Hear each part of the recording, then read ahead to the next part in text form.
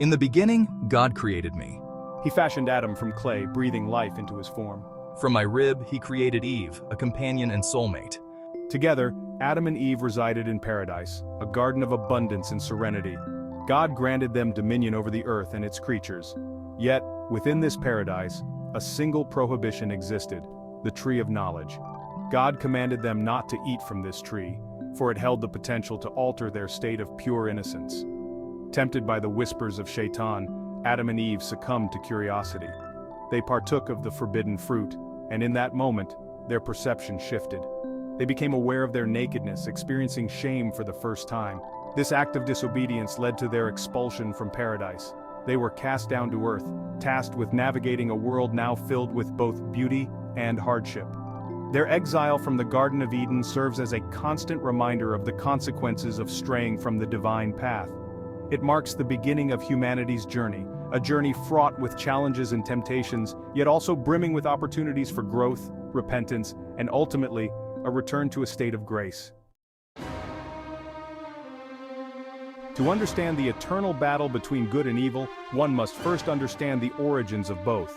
God, in his infinite wisdom, created humanity from clay, molding us with his own hands.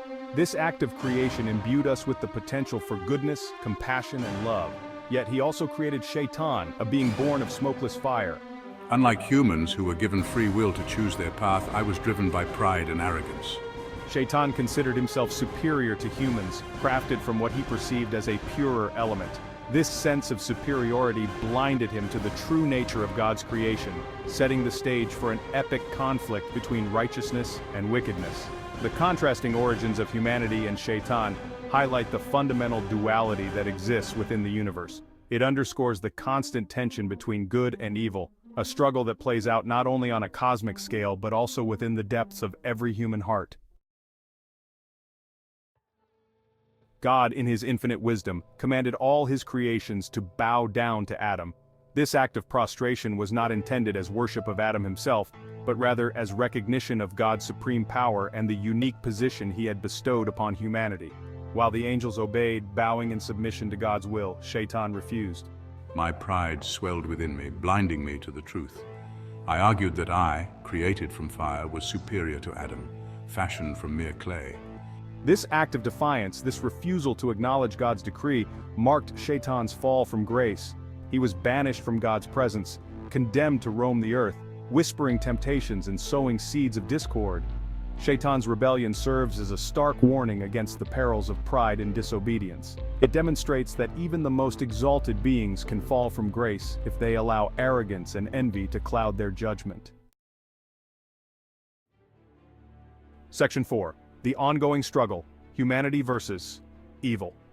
With Shaitan's expulsion began the eternal battle between good and evil, a struggle that continues to this day.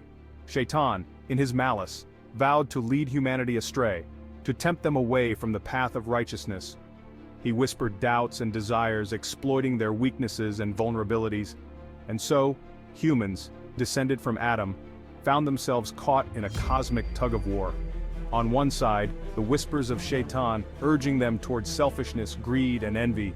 On the other, the guiding light of God's love and mercy, calling them towards compassion, justice, and faith. This struggle is not merely an external one, fought on battlefields and in courts of law. It is, more importantly, an internal battle waged within the heart of every human being. Every day we are presented with choices, opportunities to choose between right and wrong, kindness and cruelty, honesty and deceit.